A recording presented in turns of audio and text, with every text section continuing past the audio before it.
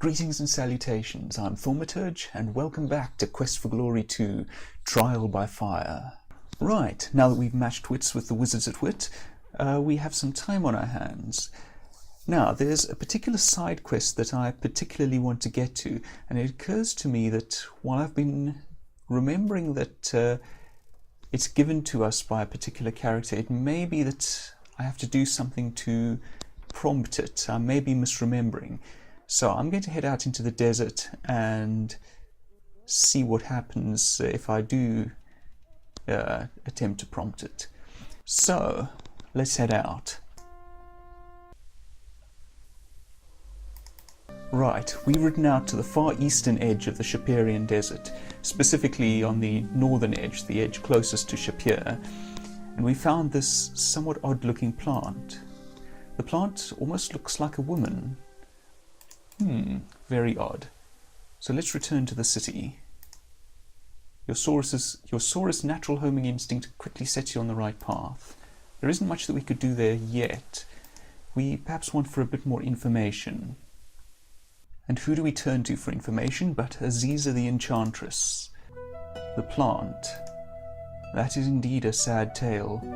Let me show you of that which we speak. I will tell you of a time long ago, when women wore veils and were but wives and chattel to men. There was a woman, a beautiful woman, a loving woman, who wished with her very soul to become a healer and thus aid others. Just the facts, ma'am. Her father tried to dissuade her, saying that this was no task for a woman of her gentleness and sensitivity. She would go about her duties quietly, but each evening she would tell him again that she wished to become a healer.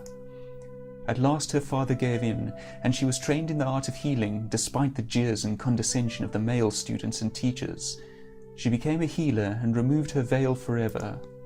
Right. She soon discovered that life was not easy for a woman healer. Many men distrusted her skills and refused to call upon her. Some men called upon her only to try to take advantage of her beauty. One day, a man came to her and told the tale of his brother dying in the desert. She did not quite trust his manner of looking at her, but she could not refuse aid to one who might need it. She followed him out of the city and into the desert. She was led to an encampment of ragged tents. She soon learned to her sorrow that the tale of the brother was but a lie. These were brigands, and what they did with her I shall not say. She tried to escape them the next day and ran to the mountains to hide. They were swift to follow her. They had nearly recaptured her when she called aloud for help. A jinni heard her cry and transformed her into a tree. There are 3 things you must give her to save her soul: a gift of kindness, a gift of magic, and a gift of love. The gift of kindness is simple. It is only what you would give to someone who has been in the desert far too long. You must then tell her about yourself. Remind her what it is to be human. Your words are as important as the gift, for they give meaning to the act. I know you can achieve the gift of kindness, but you do not yet have a suitable gift of sacrifice. Perhaps you'll be able to do this another time.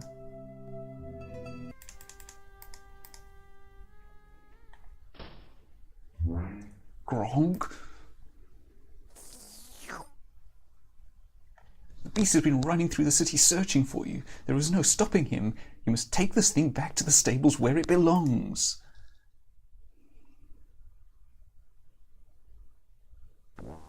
Pesky Saurus. Now, why is our Saurus so interested in us? Most odd. Nothing much else happening now, however, I believe. So, back to sleeping it off.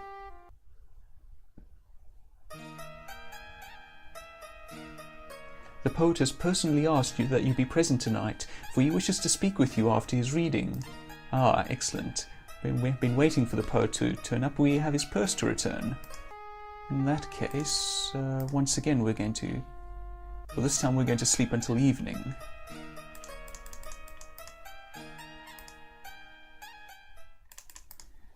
Sleep until evening, and then we can go and see the poet. The wonderful poet of Shapir.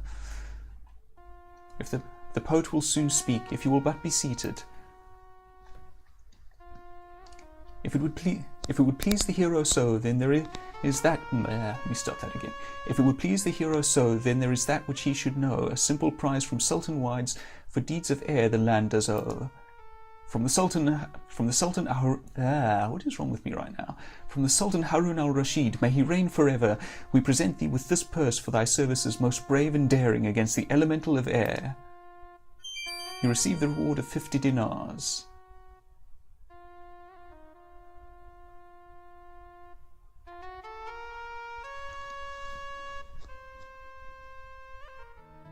Came a hero drawing near to our land of fair Shapir.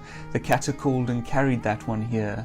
I shall tell an allegory about a quest for love and glory, which I shall relate if you will lend an ear. The hero first faced fire, which was making matters dire, for the flames he fought were flitting ever higher. With water first he fought it, and into a lamp he caught it, ere our city of Shapir became our pyre.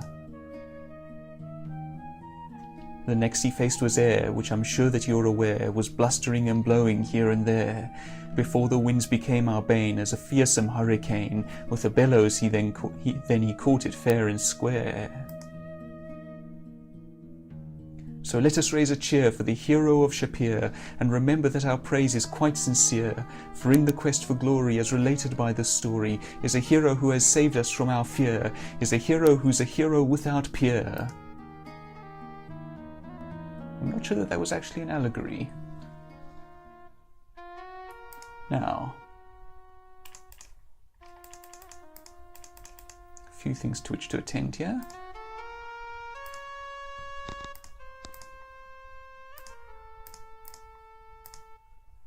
First of all, let's return the purse, shall we? You take 6 dinars and 25 centimes from your purse, from the purse, and add it to your own. That's not what I wanted to do. I wanted the opposite. No, kittens. Reload, reload, reload. Right, I've reloaded, and let me just save to make sure that I don't make any further such mistakes. And done everything that I did before accidentally taking the money out of the purse. And so let us return it. That which I lost is now returned. I give you the praise of gratitude earned. The memory of a poet is long for those who aid him. The journey to Razir is very far and very dangerous. It can only be made by caravan. If you do journey there, please look for my cousin Sharaf. His name means honor. He's very brave. It is said that he refused to leave Razir so that he could work to bring freedom to his homeland again. All Kata in that city were driven out of their homes there. Only my cousin Sharaf did not leave. I fear for him. It is a movement to overthrow the current government of Razir and restore the old ways.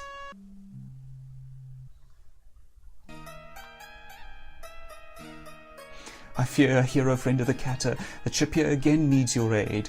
There is talk that an elemental of the earth is destroying the city. Right, so we now have the earth elemental. Now, we haven't encountered a mage related to earth.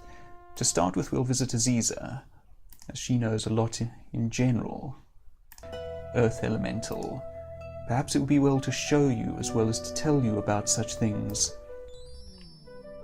The essence of earth is strength.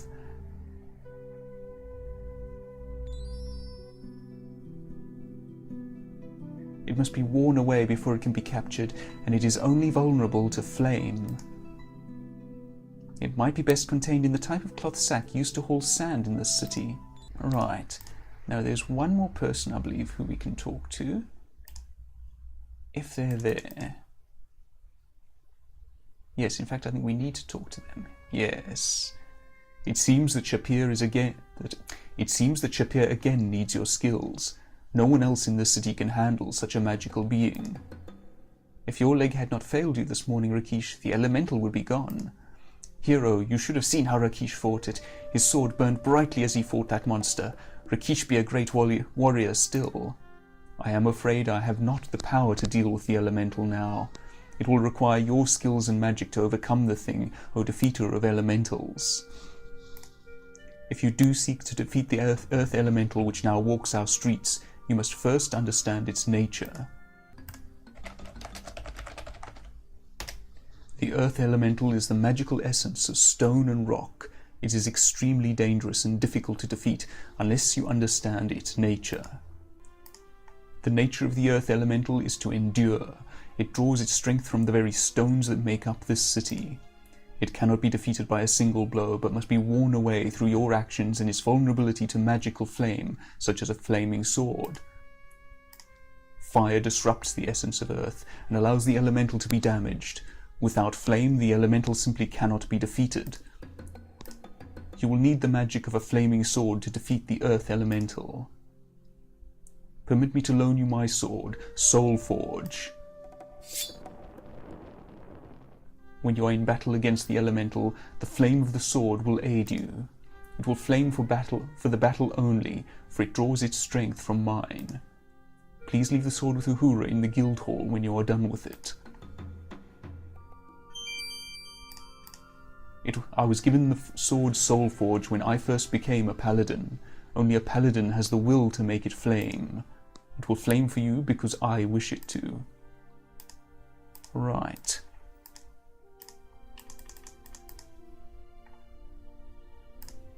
Farewell, young adventurer. We shall speak again soon, no doubt.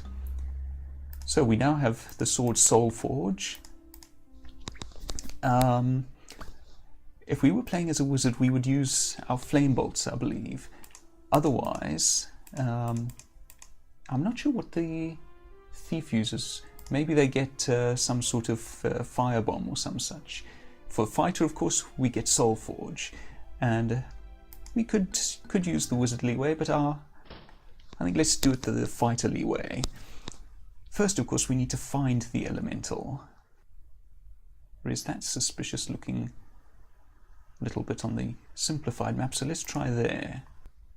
I honestly forget how this is usually solved in the original game, but I'm going to take a simplified approach if offered. Why not, after all? Well, I suppose it could be less fun, but searching through the streets for the elemental isn't exactly fun. Okay, here's the suspicious street. Let's see what's down here. Is it? Aha! Earth elemental. The earth elemental is a hulking mass of rock whose very footsteps make the city shake. It's so tempting to try some magic, but I think we might actually lose honor for it, so let's instead use Soul Forge. I should probably have saved before I did this, so well, let's see how we go.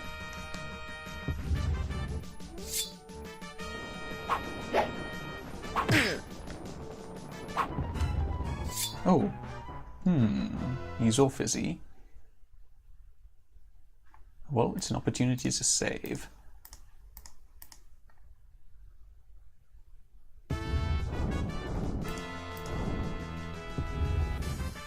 Oh, where did he go? Oh. Oh, there he is.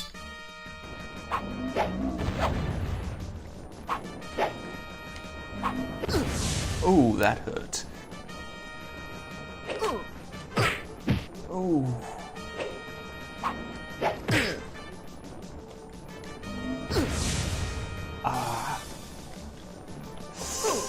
That is a problem. Haha. But we're getting him, bit by bit we're wearing him down.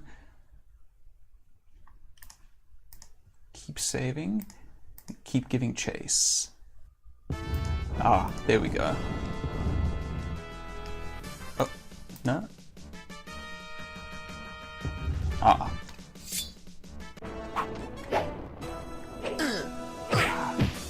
Messed that up.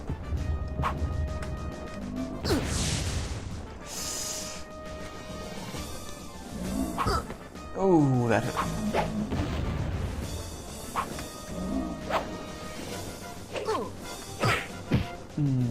Not doing as well as I would like.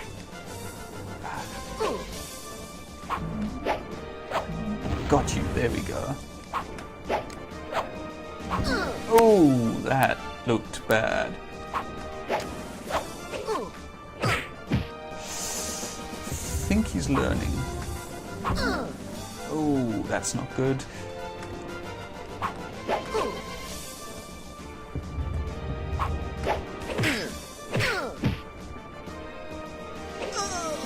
Ah, close. I'll have to reload, I fear. Ah, there we go at last.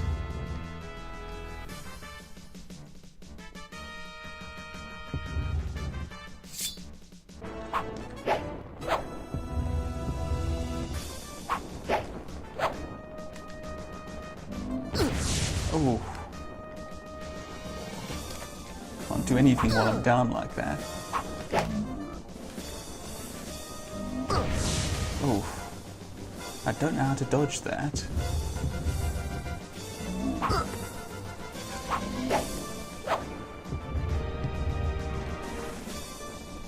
You healing? You are not allowed to heal.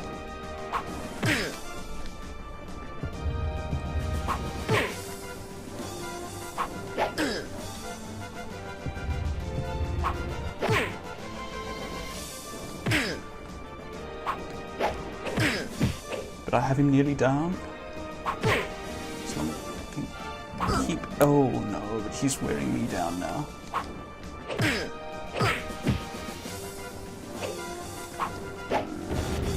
Got him! Ha ha ha! You made the earth elemental hit the dirt. Your assault left Rocky in very tiny pieces. Good thing you won, or your remains may have been spread across the place in a similar fashion. Yes, good thing we weren't killed at all, definitely. Now, I believe that I have a cloth bag. You scoop the elemental earth into the bag. Excellent. And let's take some healing, shall we? Right.